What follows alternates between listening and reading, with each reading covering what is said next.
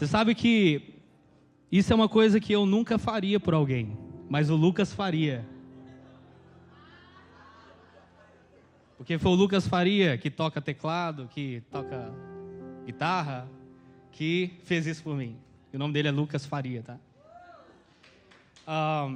E assim começou a minha história com Deus.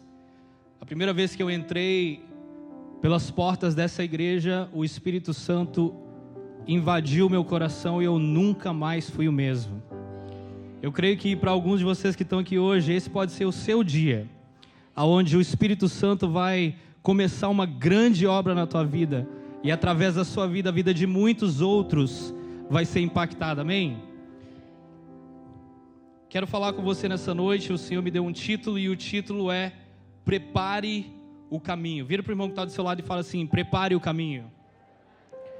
E abra sua Bíblia comigo em Mateus capítulo 3. Mateus capítulo 3, verso 3. Mateus capítulo 3, verso 3.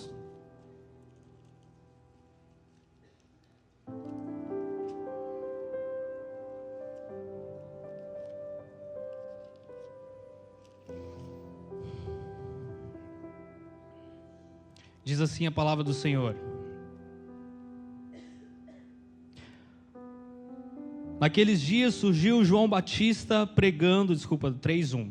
Naqueles dias surgiu João Batista pregando no deserto da Judéia, e ele dizia: arrependam-se, pois o reino dos céus está próximo. Esse é aquele que foi anunciado pelo profeta Isaías. Vós que clamam no deserto, preparem o caminho do Senhor, façam veredas retas para ele. No verso 11 diz assim: eu vos batizo com água para o arrependimento. Isso é João Batista dizendo: mas aquele que vem após mim é mais poderoso do que eu, cujas sandálias eu não sou digno de levar. Ele vos batizará com o Espírito Santo e com fogo. Vamos orar. Pai, em nome de Jesus, eu me coloco diante do Senhor nessa noite, pedindo pela Tua graça, a Tua misericórdia, clamando, Senhor, para que a unção do Senhor tome conta da minha vida nesse momento. Pai, eu quero falar aquilo que o Senhor quer falar à Tua igreja. Usa-me nessa noite, em nome de Jesus. Você concorda com essa oração? Amém. Tem um versículo que está no meu coração nos últimos 2 anos, que eu posso pesquisar, ler e ir para qualquer outro lado, e o Senhor continua me buscando, me levando para Atos capítulo 1, verso 8. Que é a promessa de Jesus, onde uma das últimas palavras dele, ele chega para os seus discípulos e diz: ficai em Jerusalém, até que do alto vocês serão revestidos de poder. Então sereis minhas testemunhas em Jerusalém, na Judéia, em Samaria e até os confins da terra. Jesus está dizendo: olha, fiquem em Jerusalém, porque vocês vão ser revestidos de poder quando o Espírito Santo vier até vocês. Isso se cumpre em Atos capítulo 2, quando a igreja está reunida, alguns estão ali por um tempo e eles começam a sair, ficam aproximadamente 120 pessoas naquele ambiente, mas a Bíblia fala que eles estavam perseverando, unânimes em oração. Então veio um vento veemente, impetuoso, encheu todo o lugar onde eles estavam reunidos, e todos foram cheios do Espírito Santo. E a palavra diz que foram vistas sobre as suas cabeças línguas como de fogo, e eles começavam a profetizar em outras línguas, línguas as quais pertenciam a todas as nações que estavam representadas em Jerusalém por causa da festa de Pentecostes. Os judeus de todas as partes do mundo vinham até Jerusalém para celebrar essa festa, e ali eles foram batizados com o Espírito Santo e com fogo. Você já se perguntou por que é que começaram a falar línguas de outras nações? Na verdade, Atos capítulo 1, verso 8, fala muito ao meu coração, principalmente nesses dias, porque eu creio que a igreja do Senhor, principalmente a igreja da Nova Inglaterra, nós ficamos muito bons em permanecer no ambiente, em ficarmos juntos, ficamos muito bons em aprender a receber o poder de Deus. Isso nós sabemos, nós aprendemos a receber o poder, mas nós ficamos muito quietos na terceira parte, que é ser testemunhas de Jesus por onde quer que a gente vá, em Jerusalém, Judeia, Samaria e até os confins da terra. Interessante que assim que se cumpre essa promessa que foi, nós lemos aqui João Batista, ele promete que aquele que vem após ele vai batizar com o Espírito Santo e com fogo. João Batista, ele estava batizando nas águas, um batismo de arrependimento, mas o batismo de Jesus é um batismo com o Espírito Santo e com fogo. Você já se perguntou por que pessoas começaram no momento em que a maior promessa de Deus foi cumprida sobre a terra, sobre a humanidade, que é Ele entregar o seu Espírito Santo sobre toda a carne, sobre todos aqueles que o recebem, fazer possível que eu e você hoje temos acesso à presença, ao Espírito Santo habitando dentro de nós. Imediatamente, todas as línguas das nações existentes na terra foram faladas em mistério, dando glória e louvor a Deus. A verdade é que a intenção de Deus é que imediatamente o Evangelho começasse a ser espalhado por todas as nações da terra. E esse é o chamado da igreja. Essa é a missão da igreja. Jesus disse: ide por todo mundo e fazei discípulos de todas as nações, batizando em nome do Pai, do Filho e do Espírito Santo. Também disse: ide por todo mundo, pregar o Evangelho a toda criatura, aquele que crer e for batizado será salvo. Então a missão da igreja sempre foi a missão do ide, a missão de ir. Abra comigo Mateus capítulo 24. Mateus capítulo 24. Isso aqui é Jesus. Ele está no templo.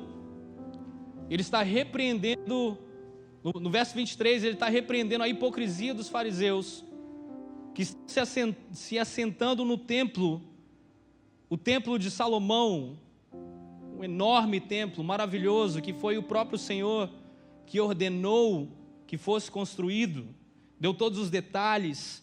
E Mateus 24, Jesus, após repreender a hipocrisia dos fariseus que criaram para si uma própria religiosidade, o próprio Cristo foi crucificado por eles, porque ele vinha trazendo uma nova proposta, um novo evangelho, um novo tempo. Guiado pelo Espírito Santo, Jesus não fazia de acordo com a religiosidade da época, e por isso ele foi crucificado. E Jesus começa Mateus 24 dizendo assim: saiu Jesus do templo, enquanto caminhava, seus discípulos aproximaram-se dele para lhe mostrar as construções do templo. E ele diz: vocês estão vendo tudo isso? Perguntou ele. Eu lhes garanto que não ficará aqui pedra sobre pedra, todas serão derrubadas. Então que Jesus começa a falar, ele vai falar agora dos sinais, porque os discípulos perguntam: quais são os sinais do fim dos tempos? Os sinais do fim, quais são eles? Jesus começa a falar uma série de sinais, e todos eles estão acontecendo hoje. Está dizendo assim: tendo Jesus sentado ao Monte das Oliveiras, os discípulos dirigiram para ele em particular e disseram: dize-nos quando acontecerão essas coisas, e qual será o final da tua vinda e do fim dos tempos. E Jesus disse: cuidado para que ninguém vos engane, pois muitos virão em meu nome, dizendo: eu sou o Cristo, e enganarão a muitos. Vocês ouvirão falar de guerras e rumores de guerra, mas não tenham medo. É necessário que tais coisas aconteçam, mas ainda não é o fim. Nação se levantará contra nação, e reino contra reino. Haverá fomes, terremotos em vários lugares, e tudo isso será o início das dores. Então eles os entregarão para serem perseguidos e condenados até a morte, e vocês serão odiados por todas as nações por minha causa. Naquele tempo muitos ficarão escandalizados e trairão e odiarão uns aos outros, e numerosos falsos profetas surgirão e enganarão a muitos. E devido ao aumento da iniquidade, o amor de muitos se esfriará, mas aquele que perseverar até o fim será salvo. E o último de todos os sinais é esse: e esse evangelho do reino será pregado em todo o mundo, como testemunho de todas as nações e povos, e então virá o fim. Então, antes de tudo isso acontecer, Jesus já estava falando com seus discípulos, já havia prometido para eles que sinais iriam vir, que vão antecipar a segunda vinda do Senhor, o fim dos tempos. E esses sinais, os sinais que eu acabei de ler, nós sabemos que estão acontecendo. há algumas semanas atrás, uma notícia terrível chegou no nosso estado, que agora o aborto pode ser feito até o último momento da gravidez. E quando isso aconteceu, a minha filha Isabela tem 14 anos, ela chegou: papai, você viu o que aconteceu? Eu falei: vi, filha. Aí ela fez um post no Instagram, eu não sei de onde que ela puxou essas coisas, mas ela fez um post no Instagram dizendo o quanto ela repudiava isso e tal, e uma amiguinha veio comentar. Ela falou: pai, essa menina lá na escola, ela sempre quer falar contra cristãos, ela gosta de um partido e eu gosto de outro, né? Ela sempre quer falar coisas ruins porque ela sabe que eu vou para a igreja e tal. E eu comecei a instruir a Isabela de que ela pode falar o que ela quiser, nada vai mudar a opinião daquela menina, a não ser que o Espírito Santo venha constranger essa pessoa. Não tem como a gente discutir, porque a Bíblia fala: o mundo jaz no maligno. E o que eu estava instruindo para ela é que: filha, as coisas vão ficar muito piores. Quero dizer para você, eu não quero que você tenha medo, mas de acordo com a palavra, nós vamos ser perseguidos. De acordo com a palavra, as pessoas vão nos odiar por causa de Jesus. E a pergunta é que, quando esse tempo chegar, porque até hoje nós temos liberdade, até hoje nós temos a oportunidade de nos reunirmos nesse templo maravilhoso, lindo, que o Senhor nos deu. Eu creio que tem muito mais ainda que nós vamos alcançar, mas quando chegar o tempo onde nos reunimos como igreja num lugar como esse, será ilegal. O que é que vai ser da gente? Será que nós continuamos sendo cristãos, ou ser cristão para nós se tornou na quinta-feira à noite e no domingo de manhã a gente vem para a igreja, senta, assiste uma palestra ou assiste alguém falar de Deus e falamos amém, choramos um pouquinho, vamos para casa e vivemos como se nada tivesse acontecido durante a semana? Irmãos, a palavra igreja quer dizer eclesia. Em outras palavras, ela significa chamados para fora. E é isso que Jesus está tentando ensinar para os discípulos desde o começo. Ele está dizendo: está vendo esse templo lindo de Salomão, que levou 7 anos para ser construído na época de Salomão, depois do exílio da Babilônia, mais 20 anos para ser restaurado, e na época de Jesus haviam 46 anos, Herodes estava trabalhando na reforma do templo, e Jesus está dizendo: não vai ficar pedra sobre pedra, mas ele está dizendo que no final de tudo, o evangelho será pregado em todas as nações. Será que não seria mais cômodo para Deus fazer assim? Vamos reunir todo mundo no templo, vamos juntar todo mundo ali, e quem entrou, entrou, quem não entrou, está tudo bem.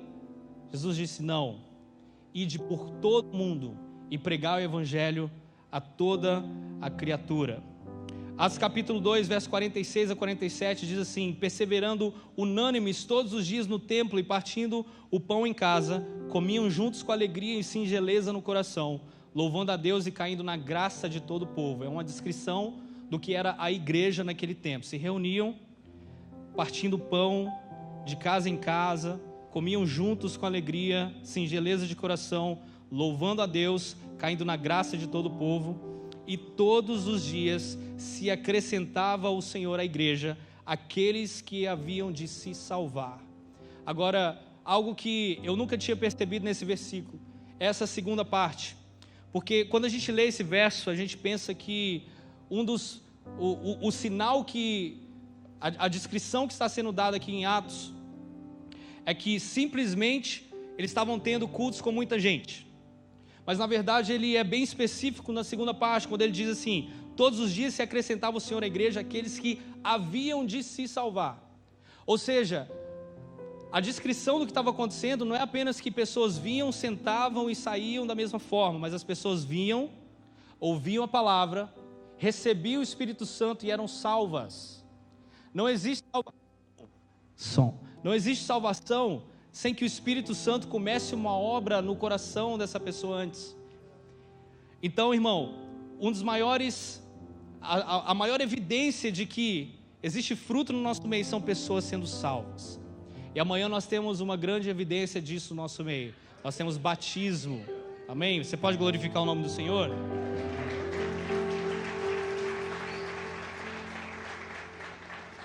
Então, a intenção de Jesus nunca foi que muita gente viesse à igreja, mas é que muita gente fosse até aqueles que estão perdidos, para que eles se tornem a igreja de Cristo.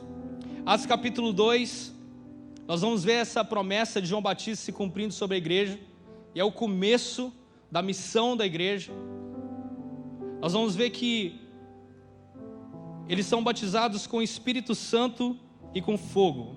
João Batista foi um precursor, ele veio preparar o caminho para Jesus.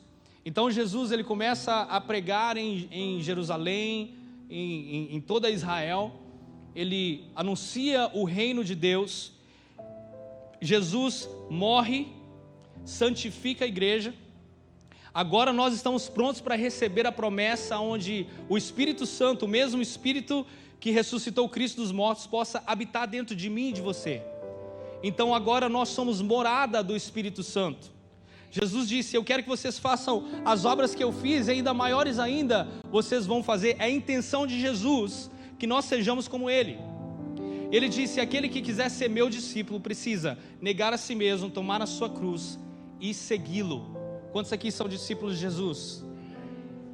Quero dizer para você, irmão, que é necessário que a gente viva a nossa vida com intensidade e com intencionalidade.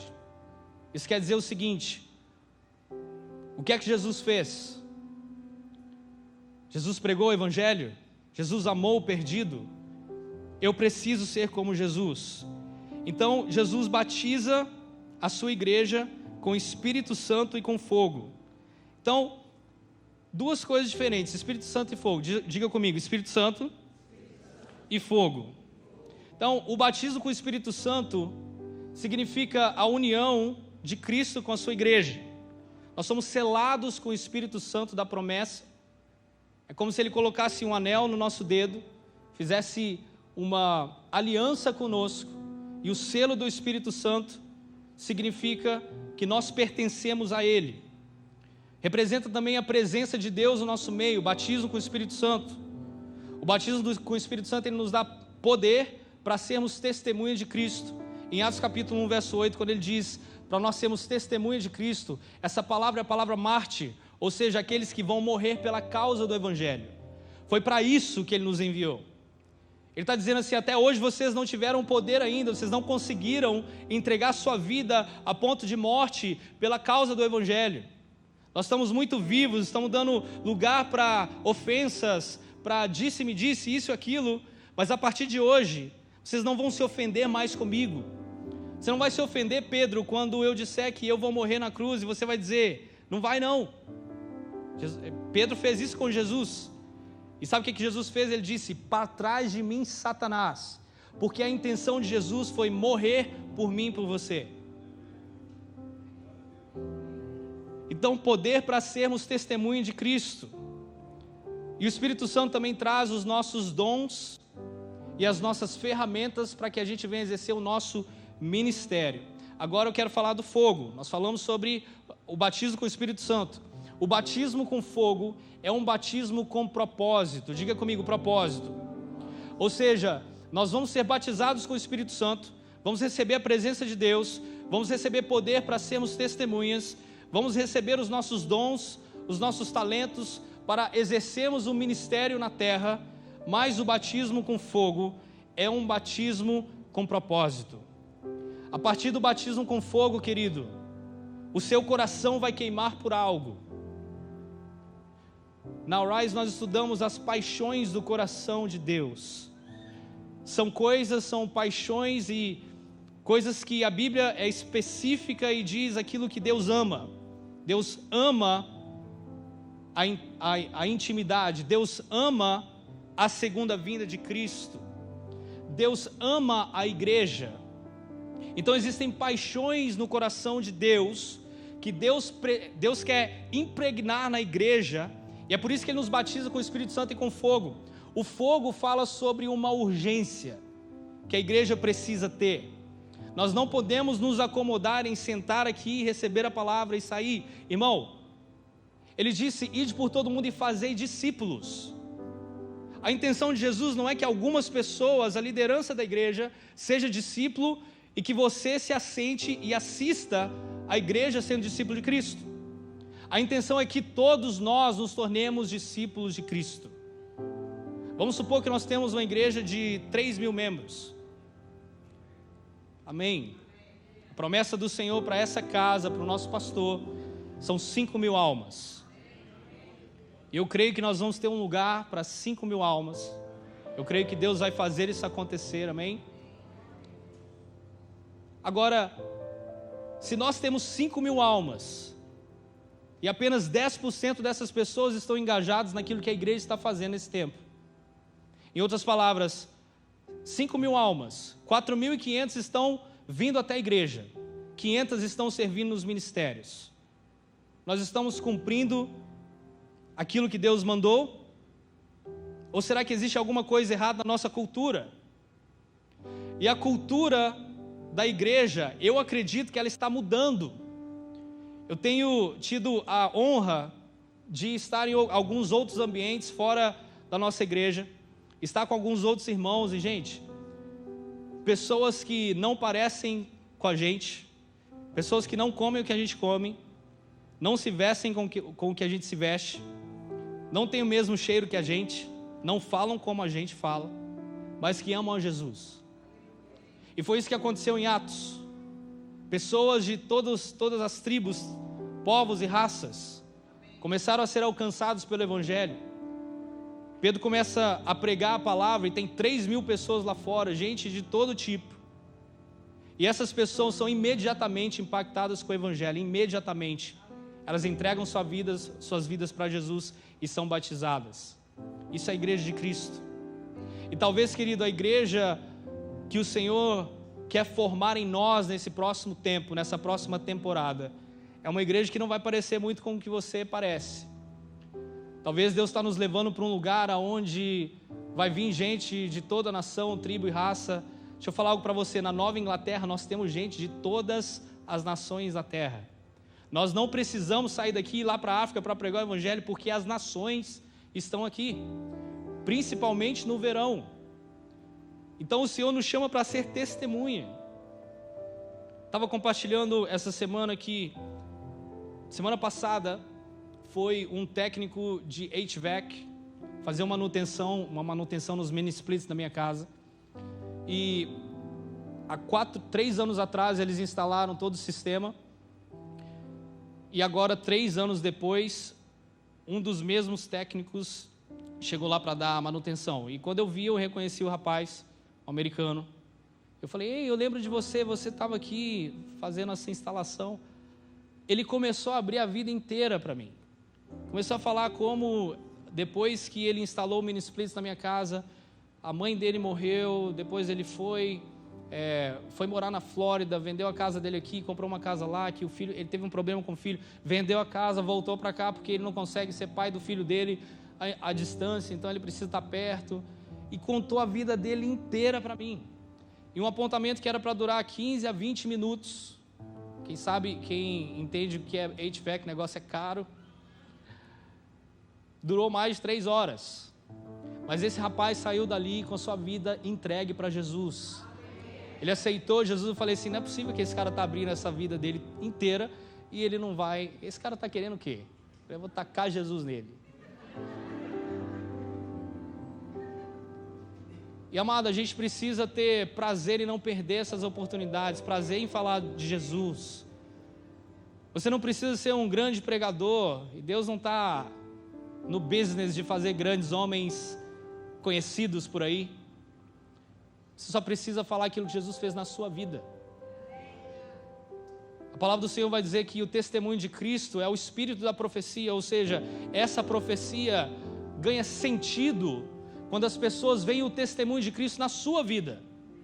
Eles vão dizer, peraí, o Deus dessa Bíblia, aquilo que eles pregam, fez isso na sua vida, então Ele pode fazer na minha também. Então o Senhor está nos chamando, a minha intenção nessa noite é instigar você, irmão, para que a gente aprenda a ser igreja de verdade, porque nós sabemos vir à igreja, comportar de uma forma, nos vestir como os irmãos, Mas será que nós sabemos ser igreja lá fora? Será que nós sabemos ser igreja no trabalho, na escola, na nossa família, no nosso neighborhood, na nossa vizinhança? É para isso que o Senhor está nos chamando. Então, batismo com fogo é um batismo de propósito. Também é um sinal da santa presença de Deus. É o sinal da purificação do Espírito Santo com a igreja. O fogo purifica e separa metais que não pertencem ao ouro. E o Senhor está nos chamando para a purificação. E também fala de uma paixão espiritual. Eu quero falar de um homem apaixonado por Jesus, chamado Paulo. Abra sua Bíblia comigo em Romanos capítulo 1. Romanos 1.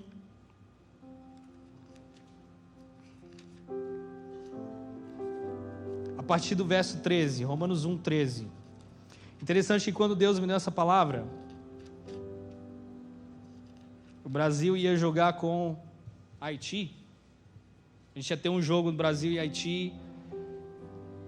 O Brasil ganhou de 3-0. E eu lembro da euforia, a paixão que estava todo mundo por causa daquele jogo. Na verdade, por causa da Copa. E o que chamou minha atenção foi que meses antes da Copa começar, quantos lembram o que estava acontecendo no nosso governo aqui em relação à imigração? Todo mundo lembra, né? Quem teria coragem de dizer, eu sou brasileiro? Quem teria coragem de vestir uma camisa do Brasil e sair na rua? Mas na época da Copa, todo mundo vestiu a camisa do Brasil. Na época da Copa, ninguém tinha vergonha de ser brasileiro. Manhattan foi tomada por brasileiro, do começo até o fim. Boston foi tomado por brasileiro. Todo mundo torcendo pelo Brasil. Achou? Thank you. Todo mundo torcendo pelo Brasil. Por quê? Paixão por futebol. E aqui nós estamos vendo o apóstolo Paulo. Eu achei que eu tinha achado Romanos, eu achei Atos. Achei agora. O apóstolo Paulo, no capítulo 1, verso 13, ele vai falar de uma paixão no coração dele. Leia comigo. Eu quero que vocês saibam, irmãos, que muitas vezes eu planejei visitá-los, mas fui impedido até agora. O meu propósito é de colher algum fruto entre vós, assim como tenho colhido entre vós, entre os demais gentios. Eu sou devedor tanto de gregos quanto a bárbaros, tanto de sábios quanto a ignorantes. Por isso estou disposto a pregar o evangelho a vocês, que também estão em Roma. Eu não me envergonho do evangelho, porque é o poder de Deus para a salvação de todo aquele que crê, primeiro do judeu e depois do grego. O apóstolo Paulo, nessa carta aos romanos, provavelmente ele estava na igreja de Corinto. Ele não havia ainda estado em Roma, quando ele escreveu a carta aos romanos. Ele está dizendo, por muitas vezes eu quis estar com você. E olha o que ele diz no capítulo 3, no versículo 13. Ele diz, eu fui impedido, mas o meu propósito é colher algum fruto entre vós. Assim como tenho colhido entre os gentios. Sou devedor tanto dos gregos quanto a bárbaros, tanto de sábios quanto ignorantes. Por isso estou disposto a pregar o evangelho também a vocês que estão em Roma. O apóstolo Paulo, hoje em dia, ele seria muito criticado pelo seu ministério. Porque ele pensa no homem que sofreu, pensa no homem que teve seus altos e baixos, foi o apóstolo Paulo. Olha o que ele diz em 2 Coríntios, verso 11, 23, capítulo 11, 23 a 27. Ele diz, são ministros de Cristo, eu falo como fora de mim. Eu ainda mais. Em trabalhos, muito mais. Em açoites, mais do que eles. Em prisões, muito mais. Em perigo de morte, muitas vezes. 5 vezes recebi dos judeus uma quarentena de açoites menos 1. 3 vezes fui açoitado com varas. 1 vez apedrejado. 3 vezes sofri naufrágio. 1 noite e 1 dia passei no abismo. Em viagens, muitas vezes. Em perigos de rios, em perigos de salteadores. Em perigos da minha nação. Em perigos dos gentios. Em perigos da cidade. Perigos do deserto. Perigos do mar. Perigos entre falsos irmãos. Em trabalhos e fadiga, em vigílias e muitas vezes em fome e sede e jejum e muitas vezes o frio e nudez, além das coisas exteriores, ao que pesa sobre mim diariamente, a preocupação com todas as igrejas. Pensa num homem que sofreu por causa do evangelho. Eu acredito que se Paulo tivesse aqui hoje, ele seria muito criticado. Alguém diria para ele: você tem que parar com essas ideias loucas aí, Leônidas. Ninguém entendeu. Para com essas confusão, Leônidas. Alguém entendeu? Deixa para lá. Alguém diria para ele: você está indo longe demais. Calma um pouquinho, vai cuidar de você. Take a break. Você não precisa fazer tudo isso que você está fazendo. Sendo que, quando Paulo foi chamado por Jesus, ele disse: esse é um vaso que eu escolhi para sofrer pelo meu nome, e ele vai falar o evangelho para os gentios.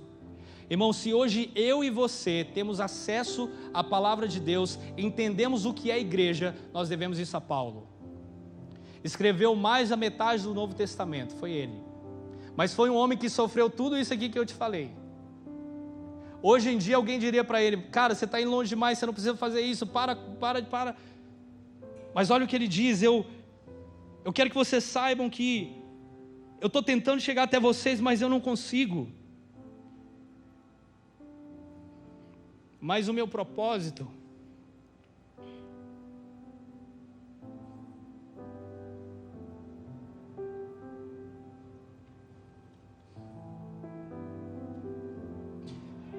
é colher algum fruto entre vós.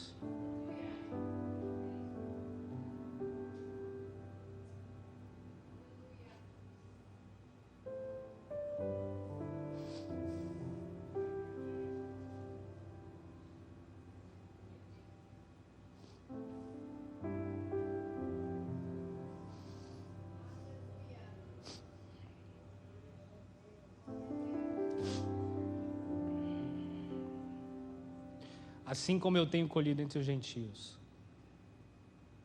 Ele foi chamado para pregar o evangelho para os gentios. E Paulo fez uma diferença incrível naquela região.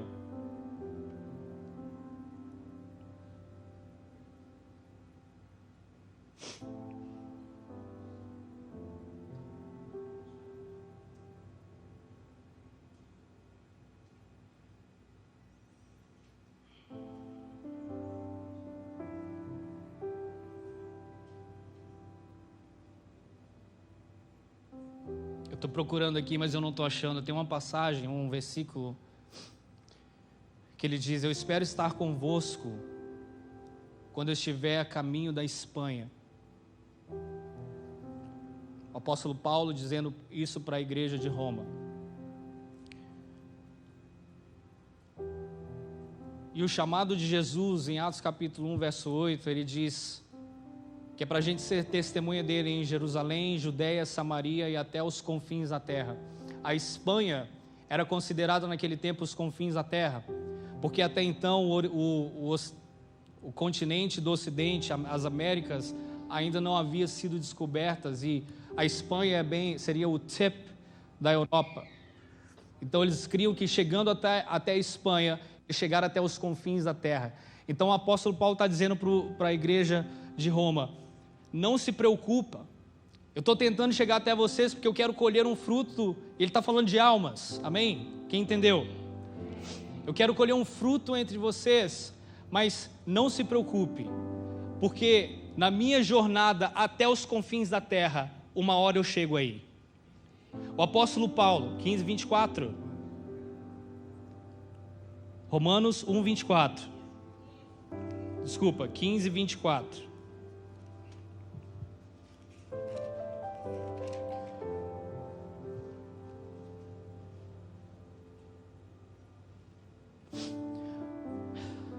Mas agora, não havendo nessas regiões nenhum lugar em que se precise trabalhar, visto que há muitos anos anseio vê-los, planejo fazê-lo quando for à Espanha.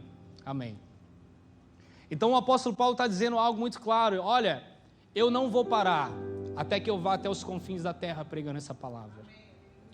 Quero que você entenda que o apóstolo Paulo, ele era judeu dos judeus, fariseu dos fariseus, tinha cidadania romana e judaica, era um homem de muito conhecimento. Ele se assentou aos pés de Gamaliel, o maior de todos os rabinos, de todos os mestres daquela época. e ele foi alcançado pela graça e a misericórdia de Deus. Paulo era um perseguidor da igreja, achando que estava fazendo algo que estava agradando a Deus. E isso foi uma das promessas de Jesus. Ele disse: por causa de mim vocês vão ser perseguidos. Por causa de mim eles vão te expulsar das sinagogas. E o apóstolo Paulo estava fazendo isso achando que ele estava agradando a Deus. Mas esse homem diz assim: eu conto tudo isso como perda, pela excelência do conhecimento de Cristo. Ele não somente entrega a sua vida ao Senhor, mas ele começa essa caminhada até os confins da terra. Eu quero falar sobre essa paixão. Se você já me ouviu pregar nesses últimos 2 anos, com certeza você me ouviu falar sobre a colheita, que a colheita está pronta. E essa palavra fruto, no verso 13, Romanos capítulo 1, verso 13, essa palavra colheita, ela é usada várias vezes no Novo Testamento com 3 diferentes palavras do grego. A primeira palavra é terismos, que quer dizer uma colheita de almas que estão prontas para receber a salvação. Quando Jesus diz: a colheita está pronta, então ore para que o Senhor da colheita envie ceifeiros. É isso que ele está falando. Tem uma colheita, tem almas que estão prontas para receber essa salvação. A outra palavra é a palavra karpos, que quer dizer um fruto já produzido. E um fruto já produzido também é uma evidência de vida. Nós precisamos ver frutos para que haja evidência de que a vida do Espírito Santo está sobre a igreja. Amanhã, como eu disse, nós vamos ver um grande fruto disso. Vamos nos alegrar bastante no batismo. Então, esse fruto fala sobre convertidos, fala sobre um crescimento espiritual, as boas obras, e fala sobre um caráter transformado. Mas a palavra que o apóstolo Paulo está usando aqui, em Romanos capítulo 1, verso 13, é a palavra raspazo, que quer dizer arrebatamento. Ele está dizendo: quando eu chegar até vocês, eu espero colher, e essa palavra fruto, ele está dizendo, um fruto arrebatado. Ou seja, ele não está com expectativa de apenas chegar num lugar onde as pessoas estão prontas para receber o Evangelho. Ele também não está numa expectativa apenas de falar a pessoas que receberam o Evangelho e ficaram no meio do caminho. Ele está dizendo o seguinte: eu estou chegando até vocês porque eu tenho certeza que existem pessoas que vão ser arrebatadas pela presença de Deus. E é essa expectativa que a igreja precisa carregar. Nós precisamos ser batizados com o Espírito Santo, mas batizados com fogo. Eu tenho certeza que o Senhor vai colocar uma paixão no teu coração, se Ele não colocou ainda. Se você está aqui nessa noite, você está esperando uma resposta de Deus para que você entre no ministério e faça parte de algo que é maior do que você. Essa é a sua resposta, irmão. Nós precisamos ser a igreja, não vir à igreja. Nós precisamos fazer parte daquilo que Deus está fazendo na terra. Irmão, nós somos corpo de Cristo. Você pode se sentir ou achar que você é o dedo mindinho, assim como eu me acho. Mas esse dedo mindinho, se ele parar de mover, ele não vai servir para nada. Ele precisa mover, ele precisa estar conectado, ele precisa estar andando, ajustado com o corpo. E para terminar, eu tenho sentido no meu espírito, conversava isso com o pastor, que existe uma mudança chegando para a igreja de Cristo nesse tempo, aonde a terceira parte de Atos capítulo 1, verso 8, vai começar a acontecer de uma intensidade muito maior. As igrejas que eu conheço nessa região estão todas voltando os seus olhos para o evangelismo, de uma forma que eu ainda não tinha visto antes. Há 2 meses atrás nós tivemos um evento em Boston chamado Harvest Boston, e nós reunimos ali 450 jovens para receberem, e jovens que estavam dizendo sim para o ID do Senhor, No sábado nós treinamos pessoas para começar os seus Jesus Clubs nas escolas, para que o evangelho seja pregado nas escolas. E treinamos 13 escolas diferentes num só dia. E fomos para as ruas de Boston pregar o evangelho. E quando nós fomos para as ruas, 106 pessoas entregaram suas vidas para Jesus.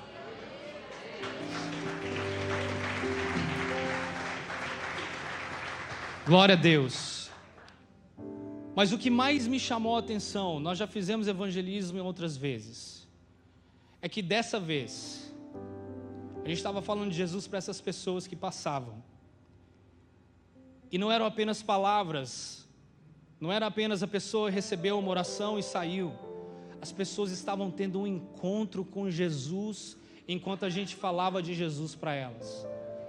A gente podia ver no olhar, é como se o ambiente mudasse no meio da rua em Boston. Talvez a cidade mais rápida de passos na América. Todo mundo busy, todo mundo com headset, todo mundo indo para algum lugar, todo mundo indo trabalhar.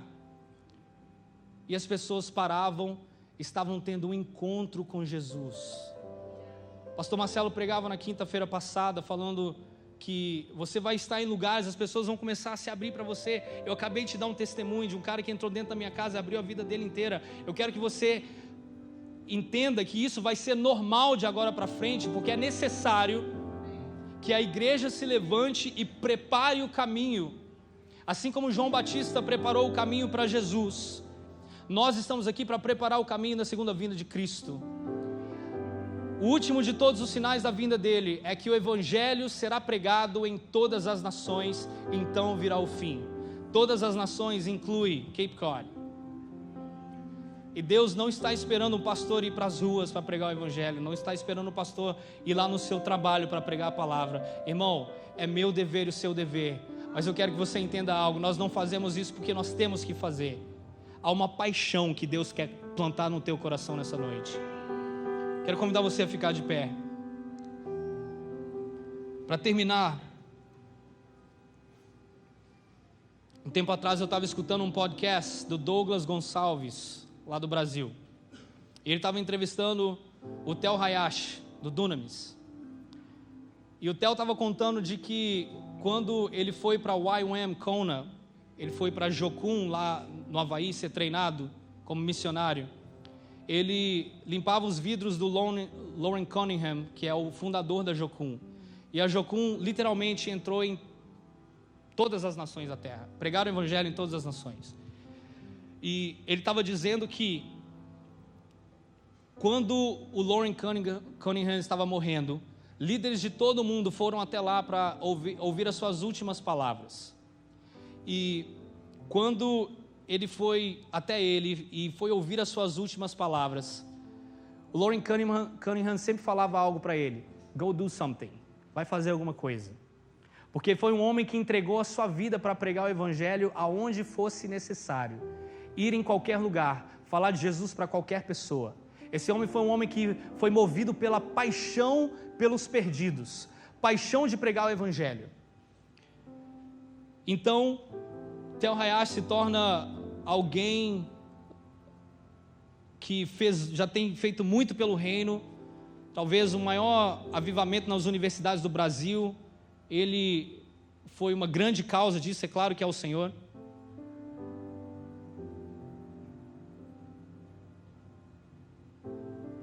Uma grande causa do que Deus fez foi por causa desse rapaz que foi treinado lá com ele. O Theo Hayashi fez o Descendo no Brasil a primeira vez, 3 estádios lotados, cheios de jovens. O Loren Cunningham estava lá com ele, subiu no stage, pregou, viu tudo que Theo Hayashi fez. E quando ele foi lá para ouvir as últimas palavras de Loren Cunningham, ele falou a mesma coisa que ele falava há 20 anos atrás. Antes dele morrer, ele disse para o Theo: go do something. Vira para o irmão que está do seu lado e fala assim: vai fazer alguma coisa. Irmão, o que nós vamos fazer com tudo aquilo que nós temos recebido de Deus? Esse ano O tema do nosso aniversário é Vem ser luz com a gente. E está na hora desse farol brilhar muito mais longe. Isso não vai depender de um pastor ou outro. Está na hora da gente ir na igreja de verdade. Está na hora da gente fazer eclesia, chamados para fora. Está na hora da gente cumprir o chamado que o Senhor nos deixou. Faça alguma coisa. Eu quero profetizar sobre a igreja, que hoje o Senhor vai batizar com Espírito Santo e com fogo. O mesmo fogo que estava sobre os apóstolos, todos eles foram martirizados. Todos eles, a não ser o apóstolo João, morreram pela causa do Evangelho. Os grandes apóstolos, Pedro, Tiago, João, todos aqueles que andavam com Jesus, eles morreram pela causa do Evangelho. Eles entenderam muito bem para que Jesus os chamou. Fazer parte do sofrimento dele, para que um dia nós venhamos a fazer parte da glória do Senhor na eternidade. E quando nós chegarmos lá, irmão, nós vamos ver pessoas de todas as tribos, povos, raças, nações, pessoas que não parecem com a gente, mas que amam Jesus. É necessário que a gente se levante nesse tempo, porque Deus quer fazer uma grande obra sobre o Cape Cod. Deus quer fazer uma grande obra sobre a Nova Inglaterra. Desde que eu me converti há 20 anos atrás, eu escuto pastores, líderes, profetas vindo a esse lugar e dizendo que virão pessoas dos 4 cantos da terra para ver aquilo que o Senhor está fazendo nesse lugar. Que esse lugar será um ponto de envio de missionários para todas as nações da terra. Irmão, se a gente não fala de Jesus na nossa escola, no nosso trabalho, nós não vamos para as nações, para as outras nações da terra. Nós não vamos para os confins da terra. Mas eu quero orar pela igreja nessa noite. O mesmo fogo que estava sobre os apóstolos, que quando ameaçados e quando eles disseram para eles, não fale mais sobre esse Jesus, não fale mais sobre esse que morreu e ressuscitou, eles diziam, eu não posso me calar diante daquilo que eu tenho visto e ouvido. Eu oro para que nessa noite esse mesmo fogo alcance a sua vida, irmão. O apóstolo Paulo morreu bem velhinho. E ele disse, eu combati o bom combate, eu corri a carreira. Ele não andou a carreira, ele correu em direção à carreira que foi proposta diante dele. Pregar o Evangelho, a maior de todas as honras que nós podemos carregar nessa vida, irmão, não é pregar nesse púlpito, que também é uma grande honra, mas se um dia o governo dos Estados Unidos decidirem fechar essas portas, nós precisamos continuar sendo igreja do mesmo jeito.